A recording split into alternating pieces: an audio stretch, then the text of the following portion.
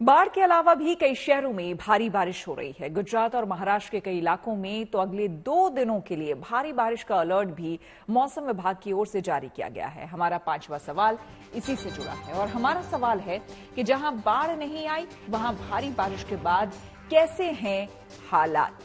आज दिल्ली में भी सुबह सुबह कई इलाकों में तेज बारिश हुई। बारिश से लोगों को उमस से राहत मिली, लेकिन कई इलाकों में जलजमाव हो गया।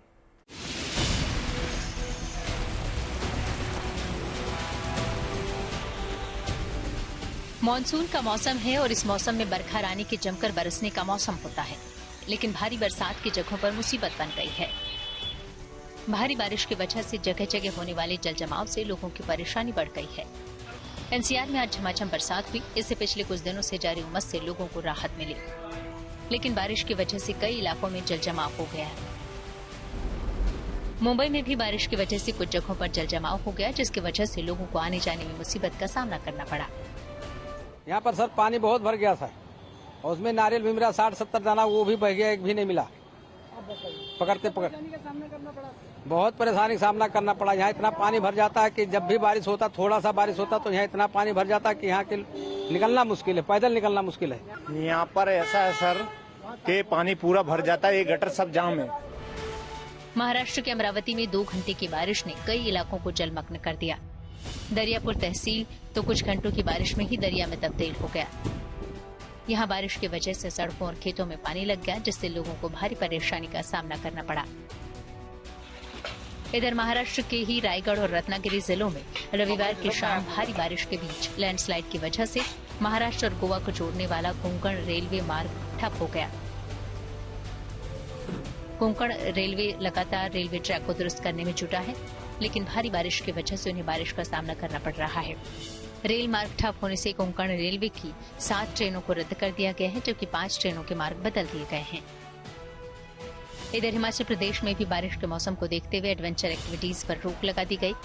हिमाचल सरकार की तरफ से होटल कारोबारियों को इस संबंध में सख्त हिदायत दी गई है कि वो नदी किनारे सैलानियों को जाने से रोकें।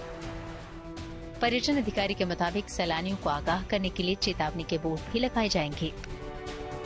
चूंकि बरसात का मौसम जो शुरू हो गया है, इसलिए 15 जुलाई से लेकर 15 सितंबर तक जो साहसिक गतिविधियां हैं, चाहे वो पैराग्लाइडिंग हो, रिवर राफ्टिंग हो, रिवर क्रॉसिंग हो, इस तरह की जो भी गतिविधियां हैं वो पूर्णतः बंद रहेंगी।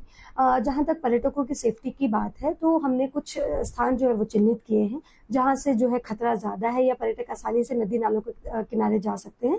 ऐसे स्थानों पर जो है हम लोग बोर्ड्स जो है वो हमारे बोर्ड्स तैयार हो गए, 1 आध दिन में बोर्ड्स वो लग भी जाएंगे। मौसम विभाग के मुताबिक महाराष्ट्र और गुजरात में अगले कुछ दिनों तक भारी बारिश का अनुमान जताया गया है और प्रशासन ने भी लोगों को इस दौरान सतर्क रहने की अपील की है। दिल्ली से सुशांत मेहरा के साथ Manisha Ladda, good news today. देश में मानसून सक्रिय है, ऐसे में मध्य और दक्षिण भारत में भारी बारिश का अनुमान है। दिल्ली में भी अगले 2 दिनों तक रुक रुक कर बारिश होने का अनुमान है। ऐसे में हमारा 6वां सवाल इसी से जुड़ा है। हमारा सवाल है कि बारिश को लेकर मौसम विभाग का क्या है अनुमान। तो आपको बता दें, हमारी संवाददाता मनीषा लड्डा ने मौसम वैज्ञानिक नरेश कुमार से बात की। क्या कहना है उनका, आइए सुनते हैं। आपका पूरा पेनिनसुलर इंडिया क्लाउड से भरा हुआ है। दिल्ली के लिए आज हमारा लाइट टू मॉडरेट रेनफॉल का अनुमान है। अभी भी क्लाउड्स हैं जहां पे एनसीआर, दिल्ली, हरियाणा और उत्तर प्रदेश में, तो आज इसका प्रभाव रहेगा। उसके बाद कल और परसों थोड़ा लाइट रेन ही हमारा अनुमान है। उसका रीजन क्या है कि अभी मानसून एक्टिव फेज में है।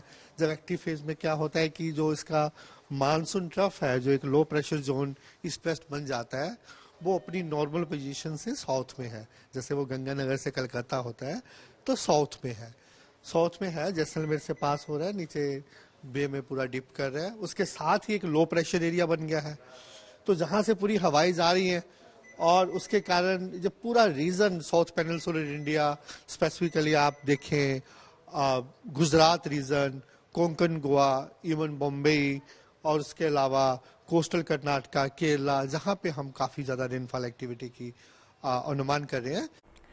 बाढ़ की समस्या को लेकर गृह मंत्रालय एक्शन में है। गृह मंत्री अमित शाह ने आज यूपी समेत 3 राज्यों के मुख्यमंत्रियों से बात की और उन्हें हर संभव मदद का भरोसा दिलाया। हमारा 7वां और आखिरी सवाल इसी से जुड़ा है। हमारा सवाल है कि भारी बारिश से हो रही मुश्किल के समाधान का क्या है एक्शन प्लान। तो आपको बता दें, इस मामले में ज्यादा जानकारी दे रहे हैं हमारे संवाददाता जीतेंद्र सिंह। देश भर के कई राज्यों में बाढ़ के हालात को देखते हुए केंद्रीय गृह मंत्री अमित शाह ने उन राज्यों के मुख्यमंत्रियों से बात की। केंद्रीय गृह मंत्री अमित शाह ने उत्तर प्रदेश के मुख्यमंत्री योगी आदित्यनाथ, असम के मुख्यमंत्री हेमंत बिस्व शर्मा और गुजरात के मुख्यमंत्री से अलग अलग टेलीफोन के जरिए उन्होंने बात किया। जिस तरीके से असम में करीब 18 जिलों में 5 लाख लोग बाढ़ से प्रभावित हैं, तो वहीं उत्तर प्रदेश में 900 के आसपास गांव जो हैं वो बाढ़ से प्रभावित हैं। इसलिए केंद्रीय गृह मंत्री अमित शाह ने इन राज्यों के मुख्यमंत्रियों से बात कर केंद्र की तरफ से पूरी सहायता देने का आश्वासन दिया है। पहले से ही इन राज्यों में एनडीआरएफ को तैनात किया गया है। अतिरिक्त एनडीआरएफ की टीमों की अगर जरूरत पड़ेगी तो केंद्र सरकार यहां से उनको भेजेगा।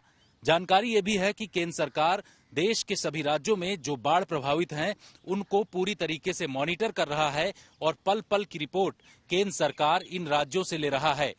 कई राज्य ऐसे हैं, चाहे वो गुजरात हो, गुजरात के नेशनल हाईवे पर भी पानी भर गया है, जिसको देखते हुए केंद्रीय गृह मंत्री ने गुजरात के मुख्यमंत्री से बात कर नेशनल हाईवे से पानी हटाने और राज्य सरकार को केंद्र से सहायता किस तरीके की चाहिए उसको लेकर के बातचीत की है।